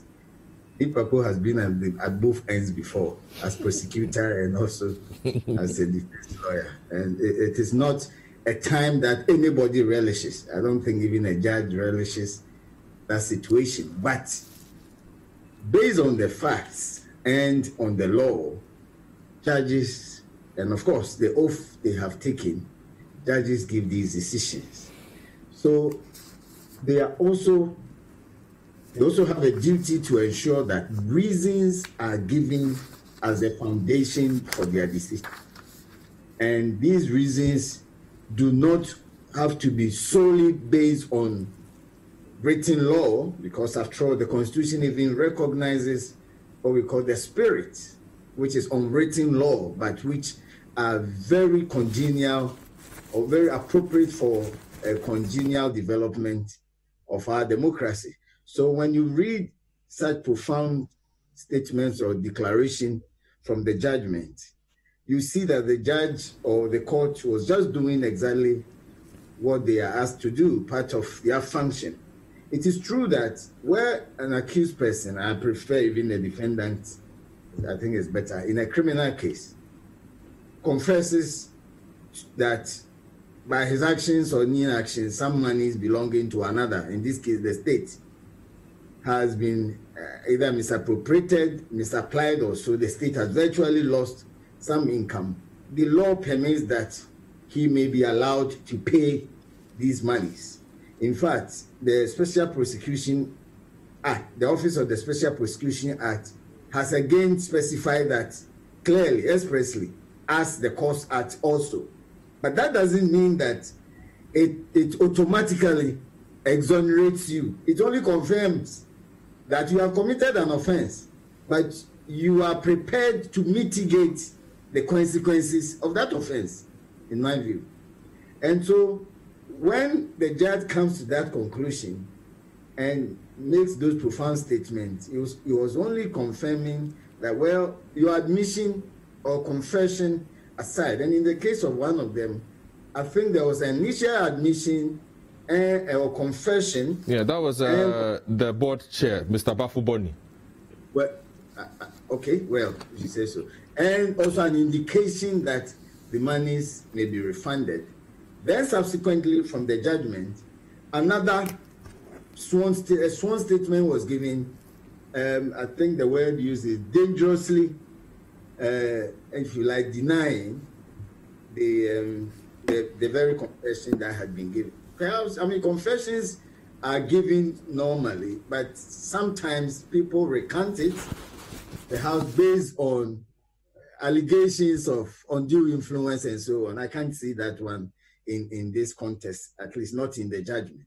So it is, for me, it is an interesting one. What it also clearly brings out is the fact that we should continue to have total confidence in the court. After all, there were 5 people. In the case of one, I think the third accused, after the prosecution has presented their evidence, the parties, the accused persons or the defendants, now filed for submission of no case. And in the case of the third accused, I think, out of the 6 charges, 4 were struck out or struck down against him. That should tell you that the court is not only there as a receptacle of evidence with a prejudiced mind that by all means somebody should be convicted. No. What is clear in this case is that the court examines the evidence, and if there is no useful purpose that will be served by an accused person even being called upon to give evidence, the court will not call upon the accused to give evidence and declare that not sufficient evidence has been led beyond reasonable doubt, or that even the evidence that has been given by the prosecution itself is either fully doubtful or partly doubtful, so to speak. And then the accused person, exercising his right as a citizen of Ghana to appeal, went to the Court of Appeal, and the Court of Appeal, even in the words of the judge, disagreed with the High Court. And so that person was not even part of the judgment, or his case was struck out even before judgment was given. Then there is a third person, I think the fifth accused, who after the evidence was given and his own evidence also, the court came to the conclusion that not sufficient evidence had been led to ensure that he's convicted. And in other words, there was a doubt in the mind of the judge. And it is said that whenever there is a doubt in the mind of a judge, it should be settled in favor of the accused person. So we have a very beautiful enhanced recently in the number of cases that our friend Martin Pebu took to the Supreme Court, especially those that relate to criminal prosecution, to the extent that now lawyers can even demand evidence that the prosecution had gathered by which they found unreliable or necessary to present to court. You are still entitled to be given. Unless it borders on national security issues, that one, it may be taken to the Supreme Court for the matter to be determined whether or not it should be disclosed at all. Okay. So what the point I'm highlighting is that even for those who have been convicted, that is not the end of the road. The Court of Appeal is there, and even up to the Supreme Court, so that let us just concentrate on the law and not extraneous matters. I mean, Franklin also made the point, and he's been point that, or worry that, or concern that a lot of people have expressed, that it doesn't appear that when a particular government is in power, there is that rigorous prosecution of persons who are politically exposed to that political party, if I may say so. I think there is some credence to that. But in my view, we as citizens of Ghana also have a duty. In fact, not reporting the commission of an offense to the appropriate state institution itself is an offense. Article 41 also gives us or imposes on us a duty to combat waste of state resources. And we are not doing that by going to war or going to the army for guns and ammunition. You do so by going to the appropriate institutions and be prepared to offer the basic facts, I won't say the evidence, on the basis of which they can commence criminal prosecution. It is not, as we all know, the duty of the Attorney General alone to commence the investigation, or through the police and the other investigative wings. I think Franklin's wing have, over the years, taken one or two, or quite a bit of them to court, maybe even in the civil case. And that brings me to the civil aspect as well. It is until Mr. Amidu took the Woyomi case to the Supreme Court, the conclusion was that a person, an individual Ghanaian, could not have commenced a civil action even on behalf of the state for recovery of any property that may have been wrongly expropriated by an individual. But the Martin Amidu case against Woyomi has shown us that we all have the duty to go to court in a civil matter to even ensure the recovery of state property that have been expropriated. Of course, when it gets to the execution stage, remember the Woyomi case, the Attorney General itself was a defendant. But at the end of the day, the Supreme Court made orders upon the Attorney General after the judgment to continue from where Mr. Amidu left and to execute or apply, or if you like, enforce the judgment against properties. So my view also is that while prosecution, criminal prosecution is good, it may serve its own deterrent purposes. In my case, I am saying that it is more important for me as a citizen of Ghana that we also, at the same time, concurrently, commence civil actions against these persons. After all, establishing a case in a civil matter, the standard is even lower than that of a criminal matter. And by law, the two can be pending, be prosecuted at the same time, instead of waiting until the criminal court to pronounce and declare an order or decree that the Attorney General may then proceed under SMCD 140, Special Section 6, to recover or forfeit any property of the accused person. I think that, and in civil cases, usually it's faster now. We could at the same time also take it upon ourselves, even as the Attorney General as an individual, to also commence an action in the civil court, because we have many examples it's painful examples, but let me just cite it, where people have been convicted for stealing state property or causing financial loss, which may not necessarily mean that those persons have actually taken any money. But I'm talking about where persons have been convicted as having expropriated unlawfully state property. They have made gains as a result of that. We only concentrate on criminal prosecution. Not that it is bad, but we only do that. The person goes to jail. State resources are used to finance his being in the prisons, and he comes back to continue to enjoy the proceeds of the crime.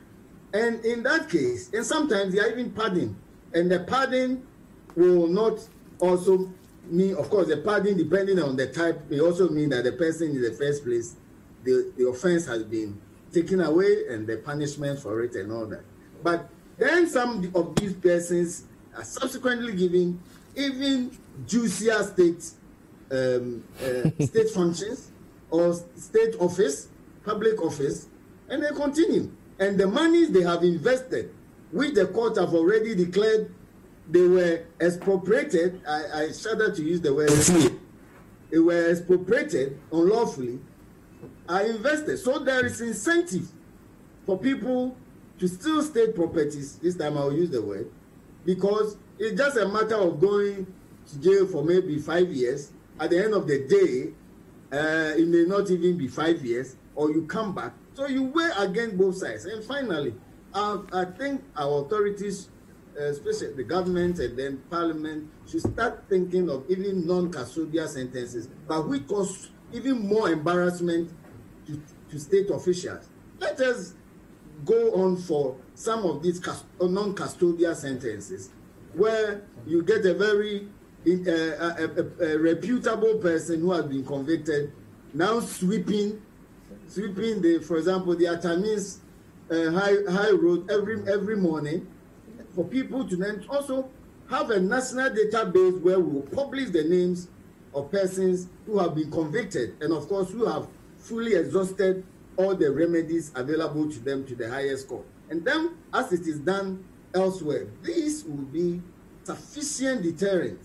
Until that, I think prison terms alone, even though I'm saying that, especially in the nature of our prisons, you don't even wish it for your worst enemy. But prison terms alone is not sufficient. All right. You must face these other matters and apply them when the law permits it. All right. Thank you very much, Lawyer Yawopon. This time I will come to Lawyer Boabia Samoa before coming to Nipaku Samoa. I recall early, I think it was middle or so of last year, I spoke to you in your office, and you made reference to law cases that should be seen through to the end because the NPP had come to power on the back of chasing out corruption and dealing with such matters. And you said people should just take their time. In due time, they would see some of these things happening. And here we are. We have a verdict on this one. Perhaps there's a silent judicial revolution in creating an environment for fighting corruption that we are not aware of. But last week, there were 3 decisions that came almost on the back of each other. Yeah. I realized we have gone very far. You are adding the Auditor General exactly. issue. Lawyer Paul, I'm sorry I skipped that one, but I'll let Mr. Wabiasama deal with that matter, since you were personally involved. You see? I can make a comment or two if there's time. He wants to comment on it? No, I'll come to him later. You see, so let me begin from where Franklin left off, and Yaopon was also interested in the question of regime accountability. Incumbents not being accountable and only prosecuting when they are in charge, or rather prosecuting the previous government when in charge. I'm an NPP member, but Ghana, and probably the whole world, must give credit to the intent of the current president, who is an NPP president. But even in opposition, he recognized that deficiency. That is why he dreamt up the OSP. The OSP has absolute powers to deal with anybody, irrespective of regime control. He's been struggling. That is why that decision, which enables him to move forward, is important. Now that there is clarity about his personal position, we move beyond the decision about the law and all that. So we are talking about clarity about his position. Now he's been empowered as the OSP. We want to see him develop that office and its capacity to deal with politically exposed persons without fear or favor. That is the intent. So we have an instrument. Contrary to what Franklin is saying, we actually have an instrument which has been brought into being under the leadership of the current president. And it's not about political game scoring, because he could have chosen not to. When the NDC came, Franklin, you note that you're a battle. I'll come to you. When the NDC came, there were high-profile cases against the MPP, except that many of them didn't run to a conclusion. The chief of staff and Asama Boati and all that. We don't need to go into equalization mode. Where we are now, we are looking at fighting corruption. Is it worth fighting? And what is corruption? So when you have an instrument sponsored by a president who is determined to fight corruption, and that instrument has capacity, then let us help the office to realize that capacity. Let's not be skeptical. It's a major way forward. The second thing is the Domlevo case. Okay, you can touch on that. Fighters of corruption cannot themselves act with impunity. One cannot fight corruption in a populist manner because you are entitled to do so by virtue that the law clothes you with certain powers. You must fight corruption within the confines of the law. So it is also important that in moving forward and strengthening the arena in which we fight corruption, nobody begins to assume that they are untouchable. Nobody begins to do things beyond the law, tarnishes people who, by virtue of their office, are presumed or perceived in certain ways in the public space, so that you simply throw accusations out there and it's consumed because those people are politically exposed. So the Demlevo case is very, very, very instructive. You have the powers, but you must operate within the confines of those powers and be fair to everybody. And that brings me to the NCA case. The fact that the process was fair to them.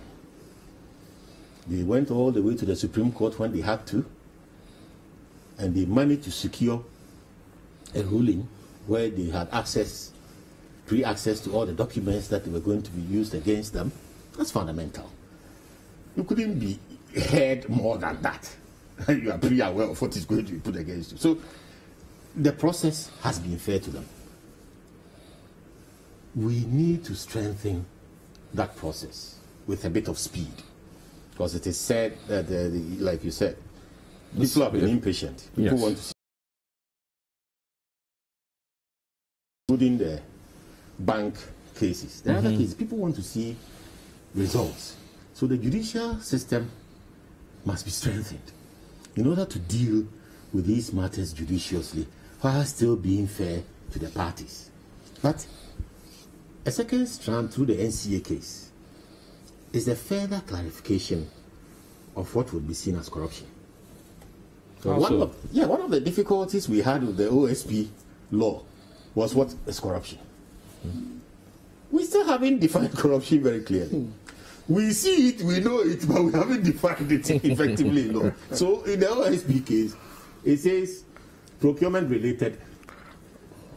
The corruption that has been got is procurement related. Most of the corruption indeed is public procurement related and other corruption related offenses. The question then becomes, earlier in the Rawlings era, to help define procurement related offenses in public offices, we came up with the willfully causing financial loss to the state, which sometimes has been very difficult to deal with in terms of bringing people within its confines. The NCA one, and you were referring to it at the death of, I like the phrase reckless impunity. You mean from the judge? Yeah. Chibafo. Yes. Reckless impunity. So you are willfully causing financial loss to the state with reckless impunity. Or you feel that nobody is going to touch you. You think you get away with it. So you don't care. You don't care how you manage state resources because you feel nobody will touch you. So that impunity is what needs to be broken. And it's that impunity that has been vested. The right to breach that impunity is what has been vested in the office of special prosecutor. But if you think that you are in a regime where you can do anything you like and that nobody can touch you, definitely, instead of waiting for the future, there's an office now that can engage you on that kind of level. So the MPP government, and in particular the president, His Excellency Nana Addo Dankwa Akufo-Addo, who is a lawyer of impeccable constitutional standing, several cases to his credit, including cases that have asked us to reinterpret the Constitution in many ways, has added an enormous breadth of opportunity, a huge instrument in engaging public officer-induced impunity in order to bring it under control, to actually free resources for the use of the people of this nation. So the past 3 decisions within that week, I see it in this larger context. It's unfortunate. Individuals are involved. But a matter must be with individuals. So those individuals, once they've conducted themselves in that way and have been given all the rights to defend themselves and have still fallen foul, then become an example to other individuals who may be thinking that way. So we now have an environment where, as your opponent said, it's been evolving. Article 41 is coming into play with the Martin Abidu cases on Woyomi. Now, Martin Abidu himself has been empowered to build an independent institution that will stand the test of time, where non-partial, non-political lenses are used to deal with reckless impunity from public officials. All right.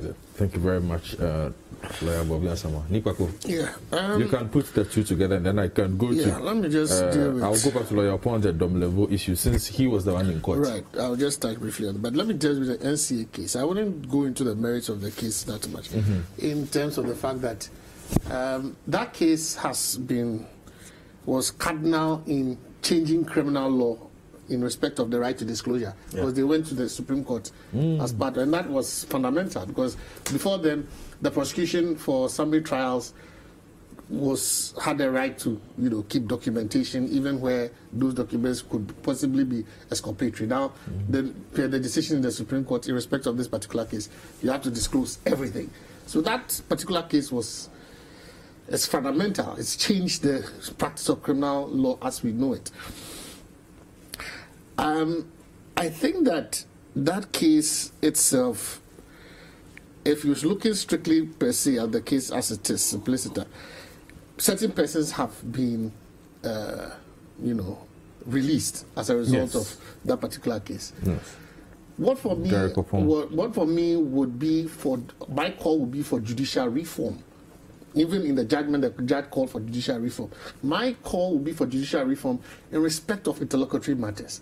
Because you see, in that same case, one of the persons was asked to open his defense after he had done a submission of no case. Then he went to the Court of Appeal, and whilst he would have opened his defense, the Court of Appeal then said that indeed his submission of no case should have been upheld. There's this argument that, look, if interlocutory matters, the accusation is that accused persons use the interlocutory matters as a way of slowing down the progress of the case. So when there's a ruling, any ruling at all against them, they go on appeal. But you see, one of the things I believe, and I'm hoping that somebody will take it up in respect of the right of fair trial. In my opinion, those delays should inure to the benefit of the accused person, in particular because if for any reason, and in this particular case was an example, if that accused person had been asked to open his defense, and he had been convicted of the offense that he was asked to open his defense in, and the Court of Appeal had later on, after his conviction, upheld the submission of no case, he would have had to spend time in prison when he did not have to. So the judiciary can, on its own, administratively, ensure that interlocutory appeals in respect of matters can be heard expeditiously in a way that will maintain the rights of the accused person. Because we can reform, as we are calling for reforms in respect of judiciaries, the judiciary and all that. Today it may be somebody else. But until you are in that soup, public appointments are public appointments. You may be given a public, and the charge of causing financial loss to the state is a very nebulous one, in the sense that it is not about your intention to steal.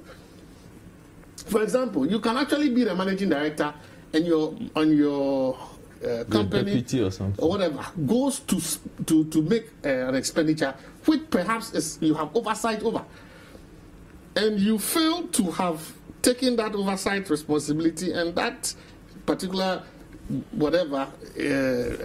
procurement, whatever, goes or causes some loss to the state. If you look at the definition clearly, it has nothing to do with a deliberate intent on your. It could willful. Be well. It could be willful. Willful. It has willful. But if you look at the explanations and the your negligence. Yeah, difficult. You understand? Your negligence. And negligence, it's not about you deliberate. That's why it is one law that I think that we must probably look at again, because it is not about. I think people think that when we talk about causing financial loss to the state, it's about stealing. It's about the person. All the charges of stealing and all those things, the persons were cleared. You understand? But for me, for purposes of judicial reform, I think that this case and the fact that an interlocutory matter where somebody could have potentially been asked to open his defense, or was asked to open his defense, and later on the Court of Appeal asked him to not do so because they upheld his submission of no case. I think that going forward we could reform issues of interlocutory appeals so that they are expeditiously held, especially in respect of criminal matters, because of the consequences. If we had non-custodial sentences, and for corruption-related matters, we're saying that, look, the ultimate penalty will be 2 times what perhaps you took. That one, because if I'm not going to spend time in prison, but then I will potentially lose twice whatever I had taken, then you could say that, okay, fine, because he's not going to spend time in prison, but perhaps he could lose his property and all that. If you delay, not delay, but if you allow the trial to go on and he goes on appeal, whatever it is, that one is fine. But if potentially a man will be deprived of his liberty for even a day, and subsequently that decision could be overturned, I think that we need to look at it carefully. Okay. All in all, they have a right of appeal. They intend to exercise it. I know that for a fact. Mukhtar told us they intend to exercise it, and I wish them well. You know, the parties or the party that they are deemed to associate with, that is the NDC, definitely solidarizes with them. I know they've been visited. I know one of them is not doing well health-wise, and I think that was brought to that. And that's one of the things I was also looking at. Look, I know that one of them perhaps is having a condition, a very bad condition. I think that those are things that perhaps we could also look at. A person with that kind of debilitating condition should not even be in a prison position, in my honest opinion. And I express it with no hesitation whatsoever. So how do you punish such a person? No, that particular condition, honestly, I don't think a person, you can't wish that kind of condition to have somebody in there. That's why I agree with Yao that we should look more at non-custodial sentences, because all the world over, in this COVID situation, prisoners actually being released in en masse. If you go to Europe, 54,000, even in the United States, for non-serious offenses, persons are being allowed to go. And some of our police cells are already reporting cases of COVID. So you can imagine where they are, which I won't mention. But if you look at where they are and over,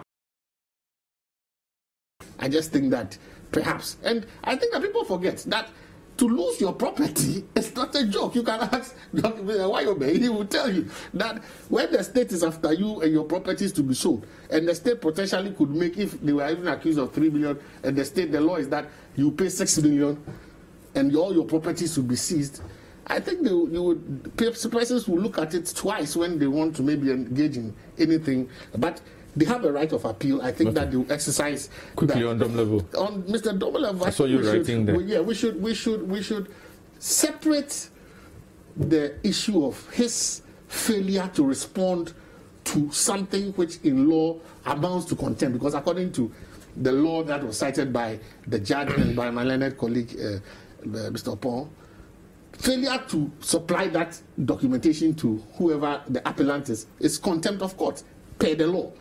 That is different from his findings. Even before that. Yes. Even before that. On the findings, and I'm sure you will speak to it. On the findings, he didn't go through the proper process. No, but that is yet to be determined. So it's very prejudicial on your part to say that he is tarnishing the image of the person. No, he made a finding. You disagree with the finding. The law says go on appeal. They have gone on appeal.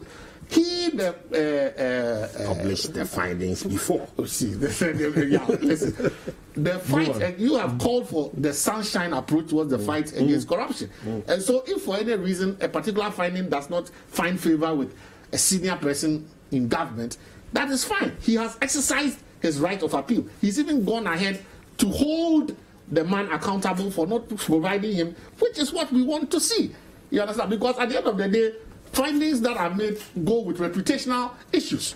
And so if at the end of the day, I'm sure he even is successful in overturning the finding, I'm sure he will not stop there, because his reputation, as you have rightly said, has been damaged as a result of the said finding. So as we should, I think that it is a good example. Public officers also must necessarily also be held accountable to the standards of the law. If the law says you should supply some information, let it not be that. And I'm happy that within that law there is a penalty for failure, because a lot of times when you're dealing with public agencies, you want something and they just relax, and because there's no penalty to it, there's nothing that could be done to them. So it's good you're holding the other side also accountable. But I think there must be a separation between his failure to supply and the finding proper. The finding proper has not been touched, and that one must be clearly established. That is in dispute. Well, that is in dispute. The finding is in dispute. The finding is in dispute. So in a sense, we have to look at the larger let me read messages quickly. Lawyer Paul, I'm sorry I was coming to you, but I seem to have run out of time. Let me just quickly read messages. Please let Mr. Bobby understand that in order for his government not to be accused of bias, the OSP should first clear allegations brought against current government officials. Hi Godfred, the question of retirement age for public servants is a very thorny one. It should not be rigidly enshrined in the Constitution. Developments in tech, industry and medicine have direct impact on health, employment capabilities and manpower needs at any time. These are therefore continuously evolving.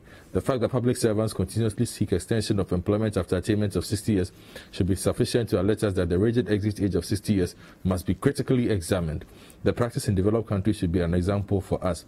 We cannot hide from the reality of modern times. This is Nim Mose sending a message from London. I am Bright from Dansuman. I think the Supreme Court has done an excellent job, and they must be recognized for their faithful service to this country.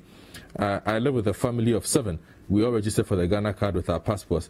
My question is this: don't you agree that per the analysis of Lawyer Boabin, we have been counted double because we have the 2? Someone from Kufodi, I know you have not been counted twice.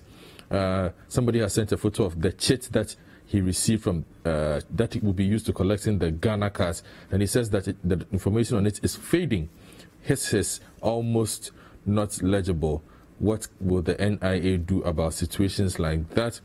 I have another one from Mark Paradise. So Kocha says that the Supreme Court has given Martin Amidu the green light to operate, and it is a victory for democracy and transparency.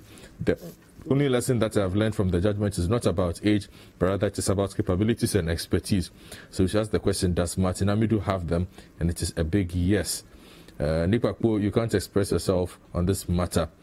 Stop defending the indefensible. This is Mark Paradise Okocha from Happy FM sending you this message. Yeah, so that is the message that's coming. Let me just see. Just touch on a few. Let me go to Twitter because that is where my heat has been coming from. Citizen Francis says the NDC and its allies are simply flogging a dead horse.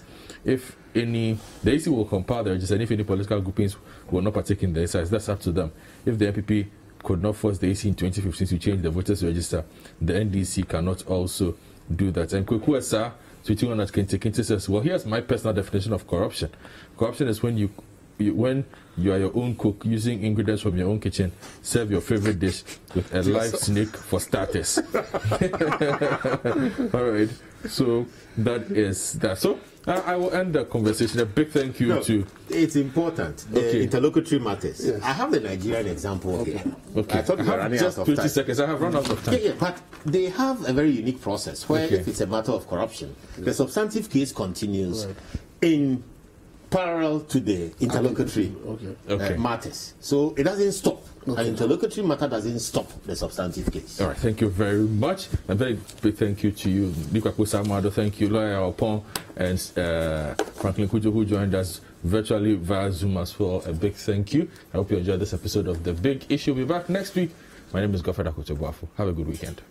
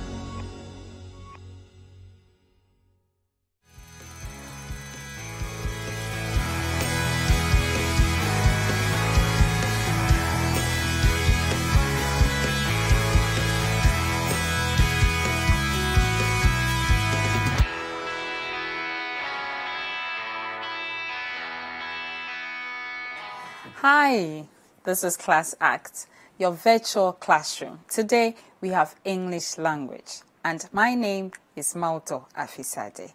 I hope you're prepared to learn something new today. Whether it's your first time, your second time, or you've always been with us, you're very much welcome. I'll see you really, really soon. Make sure you get everything you need ready. I will be right back.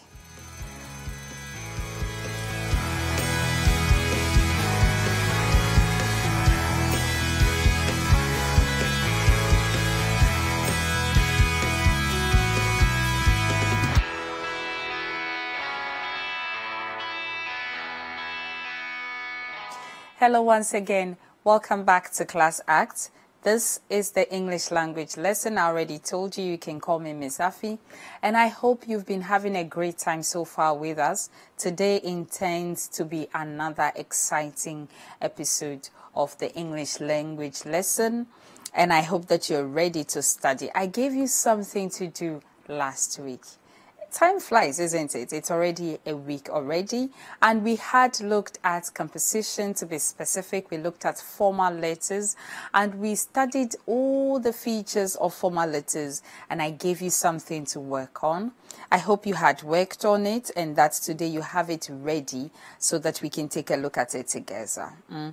When we were doing what we did last week, we left with the question, there has been an increase in the number of road accidents in your area. Write a letter to the Minister of Roads and Highways discussing at least 3 causes and